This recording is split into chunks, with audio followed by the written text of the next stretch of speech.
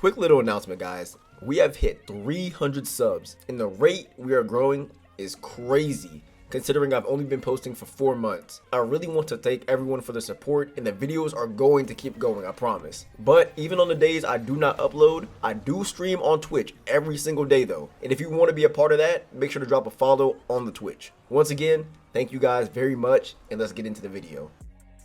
In today's video, we're going to talk about if Need for Speed actually has legit competition in the racing genre. To keep things from getting too complicated, I'll just go ahead and tell you guys right now, I do not believe Need for Speed has any competition, and we are going to get into why. Whenever a new racing game comes out, the first thought in people's minds are, is this going to be better than Need for Speed, or is this game going to kill Need for Speed? At the end of the day, it isn't about if the game is better, because Need for Speed has a very simple formula that is yet to be replicated in any other game. That is why Need for Speed has no competition in today's games and hasn't had any in a very long time. Sure, other games may be better in terms of actual gameplay and or looks, but people come back to Need for Speed regardless of how trash the game is because of what it offers. A branch off of this is the answer to why EA continues to make bad decisions with this title and why it still continues to be popular regardless. They, being EA, realized a long time ago it doesn't truly matter what they put out regarding the quality of a product as long as it has what NFS players and fans are looking for at a bare minimum. They're the only ones doing what they do, so they can do what they want. Think about it as a monopoly, right? A monopoly is a market structure where it consists of a single seller or producer with no close substitutes. There is no active racing game that can provide even close to the same amount of energy that Need for Speed does, and that's why they continue to do what they want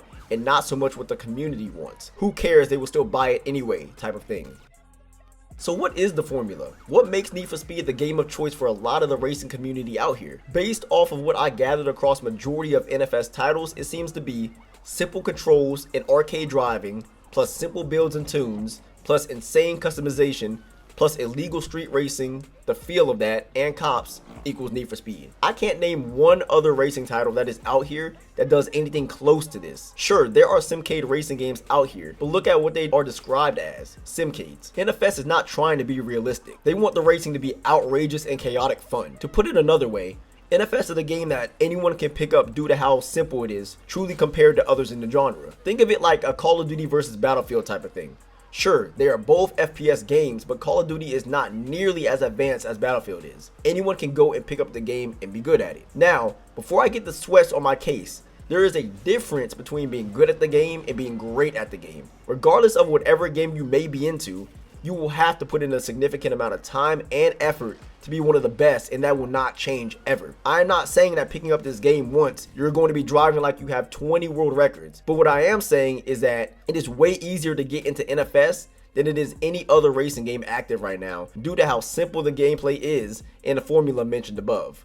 The simple driving. NFS has always had simplicity in their driving and handling models, from way back then up until now with Unbound. There are not a lot of variables that come into play with the driving, unlike games like the Crew Motorfest with tire wear and performance decreasing based on that. Or like Forza, where the driving is actually affected based on the type of weather you are racing in. Whether it is raining and the ground is wet, or it's sunny and the road is dry, it doesn't matter in Unbound, your car will handle the exact same. With this new handling model and how cars now react to curbs and hitting debris, it has gotten even easier, and the differences between games has gotten even more apparent. Very recently, I've tried out Test Drive Unlimited, and not thinking it was a new game, tried to drive on the curbs and go through debris at high speeds. What I quickly found out is that going on curbs very fast makes the car handle insane, and not in a good way. You lose a significant amount of speed when hitting trees and also other roadside objects like gates and mailboxes. When hitting any object, the damage to your car is also strictly visual, and if something were to fly off, it wouldn't affect your car's performance at all. However, in other racing games, your car immediately starts to lose traction and downforce if a wing is broken off, or if the splitter is gone. If the front of your car is damaged, the engine will stop producing as much power,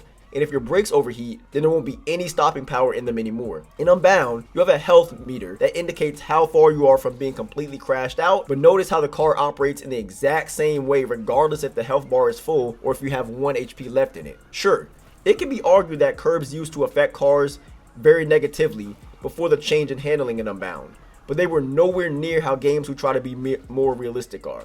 With the new Kaizen handling, cars are drifting, gripping, and micro-drifting like never before. Compare this to how cars in Crew handle, and it is a completely different experience. There is no easing off the accel and pressing lightly on the brake when approaching bends, and in fact, depending on if you are grip or drift, you don't have to ever brake at all. For other games, you could toggle the ABS on or off, but for Unbound, no such option exists. Your brakes never lock up, and you don't ever have to worry about trying to gauge braking distance. When racing in other games such as Forza and Crew, not braking is definitely the quickest way to be knocked out of a race. The racing lines that are provided are there for a reason, because of that. Players can also choose to be manual or automatic like in every other racing game. There is no difference there, but what is a difference is that there is no manual clutch option for Unbound that needs to be done simultaneously with shifting up or downshifting. And in my opinion, I am super glad that is not the case. When racing in Forza, you do have the option to either run manual with clutch or manual without clutch, and the difference is pretty extreme. This clutch option is done for you completely off screen in Unbound, and always gives you the optimal shift depending on how fast your fingers can move to start shifting. Have you ever wondered what it would be like to drive a 1,000 horsepower minivan with a Hellcat engine, but you don't have the minivan or the money to make it happen? That's where NFS shines once again, where other games do not. Other racing games do have the option for engine swaps like Forza and Gran Turismo, but they are very limited compared to the likes of Unbound. In Unbound, you could take a BMW and put a Bugatti engine into it. Or maybe you don't want to use that engine. Okay, we'll pick from the other 32 options, each with their own sound and power numbers. With each one of these engines, you can either put in as much power into it as you want, or you can try and fit it into a class. You have options to add huge NOS bottles and a completely new induction from the one the engine comes with, to include superchargers and or turbochargers, or you can also leave it naturally aspirated. After you're done building the car, you can change it to be grip based or drift based completely, and also turn traction control off or on, and you can adjust the steering sense and downforce. And that's it. Your car is complete and you can start driving it in whatever way you please. You don't have to worry about buying suspension that has a different type of suspension so that it can be adjusted. That is not the case for other games in this genre's discussion though. In Forza, you have to adjust the tire width, the size and weight of the rims actually matter. There are options to remove weight and add weight. Each gear can be adjusted for longer or shorter shifts, and there are so many more things, believe me. It's honestly overwhelming. As for the Crew, there are also so many things needed after putting on the best parts, and that doesn't even include the 10-year grinding session you need to get your car to where it needs to be. For NFS, you get the best parts and that's it. You're done. There are no additional parts that are needed. For the Crew, you not only have to get the part, but the part also has to have the correct bonus that your car needs in order to get the most NOS possible and the strongest NOS possible. There are options to reduce or increase the camber for cars that actually do something to the performance. The springs on the suspension can be hardened or softened. The power of the brakes can be put towards the rear or the front wheels. I will briefly touch on Gran Turismo as well, even though it's more of a simulation racer, to put it in perspective how these other racing games have advanced options to tune their cars. GT7 has body height adjustment, natural frequency, the option to limit or provide more power to your engine based on the induction you've chosen, acceleration sensitivity, braking sensitivity, torque distribution, the individual weight of the anti-roll bar can be adjusted, and so much more. Meanwhile, Unbound has you build the car with none of that other stuff being required for the car to perform optimally. And that is not a bad thing in any way. That is exactly why a part of the community loves the games. They would rather spend their time customizing the outside of the car with decals and crazy nice bodywork than worry about the inside and the mechanics of the vehicle. If Need for Speed introduced these sort of things, it would ruin the experience completely for a lot of players. Hence the reason why I said this is a game everyone can pick up and be good at.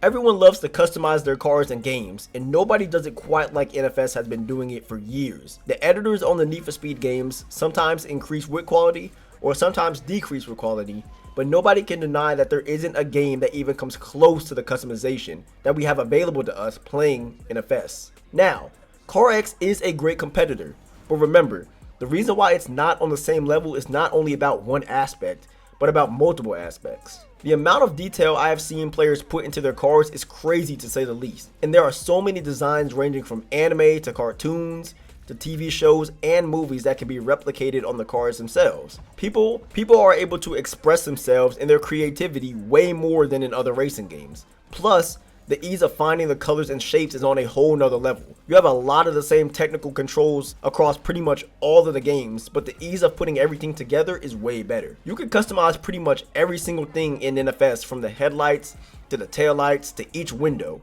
You can't find this in a lot of other games, Or if they do that, they have something that is not nearly as intricate as NFS. When traveling through Forza and the crew, you definitely can and will see some crazy customization, but they are still missing things when it comes to being able to touch every single part of the car. Speaking of parts of the car, we have yet to talk about body kits and how NFS is so far ahead of everyone in this regard. It's not even funny. There are so many body kits for a majority of cars in Unbound, and new ones are being added every single update. You can add the entire body kit to a car, or you can mix and match pieces of body kits depending on the style you want, with there being no downsides. Remember that body kits don't actually do anything in this game, and that is another big difference when including crew and Forza into the equation. For Forza, body kits add weight and increase or decrease other variables for the car's performance, and in crew, wide body kits are shown to provide more support and stability to certain vehicles in the game. Going back to what I was saying about the actual body kits though, there are probably 2 body kits max for certain cars in Forza, and in the crew the options are extremely limited as well. Going through the huge car list in both games, I've only found a few brands of body kits, and then when comparing to Unbound, those same cars have about 5 or 6 in the latter game. In Unbound, if you want to put on an outrageous body kit on the Bugatti, then you can do that. If you want to remove the body kit on a car, you can do that too. And a brief side note here, Unbound even offers the option to have parts completely removed from the car. Bumper deletes, everything. When crew and Forza get those type of options, let me know. Tire smoke, trails, and rim customization are also a part of this topic. There is tire smoke and little animations in the crew when driving, so that's okay. But what about the other 100 different trails with their own decals and colorways? What about the new rims that have animations playing on them and that you could also light up when driving? Other games in the arcade racing genre can only dream of things like this. There hasn't been one time when someone saw a fast car in real life or got behind the wheel of their own car and thought about what it would be like to weave in and out of traffic doing 200 miles per hour. Or maybe you have passed a cop on the highway or intersection and thought about what it would be like to try and escape from them in the Honda or Toyota you are sitting in. This is perhaps the biggest difference that sets Need for Speed apart from every other game. In other racing games, you are always a part of a legal racing scene or a crew that can race on designated tracks and doesn't break any laws. In crew, you are a part of the Motorfest. And in Forza, you are part of the Horizon experience. But in Need for Speed, it's always completely different. It's cops versus racers 99% of the time. You are breaking laws and driving fast. And this is what stimulates a lot of players' bad side. Everyone wants to be a bad guy at some point, and running and smashing into cops is exactly what the doctor ordered. You got money on the line, and 20 cops behind you in free roam. You've got public figures as cops trying to stop street racing, and you have to fight against them. There are so many things with street racing that makes NFS so appealing to people. This is not to mention that in real life, street racing is something a lot of car enthusiasts have extreme hype for. When you go on YouTube and see a random video of a Mustang getting chased by the cops, or you see a roll, or you see a supercar chase that intrigues the mind. Those videos of people turning their lights off and escaping cops, that is what the people like, and NFS knows that. There is no other series that does it like that. Forza has cops and you can play cops. Forza has cops and you can play cops and robbers, but there are no real stakes in that. No money on the line. It's just a group of friends playing tag at that point. No actual cop cars, just cars with decals and light bars at the top. No hot pursuit tech, no real danger. In the crew, they also have cop cars, with pretty much the same thing, but it's all legal. You won't be pulling over any racers today, buddy. They all have their own permits and are allowed to race. In the newest hot pursuit mode, you can play as a racer and escape the cops, or as a cop and feel the rush to crash and bust racers. What other game is doing this? A small note, the heat levels keep increasing, and new and stronger cops come out and try and get you. You are always being hunted and always on the run. The rush players get trying to escape a seemingly impossible scenario, that is the key. But these were just a few examples of why NFS has no competition. They're the only ones who do it like that. They have the formula down on what people want, and until another game comes out exactly like that with better stuff, I highly doubt that NFS will fall anytime soon. The problem is that a lot of other racing games start to feel boring because they don't have the edge that Need for Speed does, and that is one thing I've noticed with Test Drive. It was an extremely calm and quiet game. No animations, no cops, no bangs, nothing. Now, I understand that each game is trying to release their own type of spin on the racing genre, And the games mentioned in this video have things Unbound could only dream of, like a race creator and full-length racetracks. But that's not the point. The point is NFS does not have any competition regardless of what people think. It's not a sale thing, it's a gameplay thing. If you guys agree or disagree, let me know down below in the comments. If you guys like the video, make sure to drop a like and subscribe, and I will see y'all in the next video.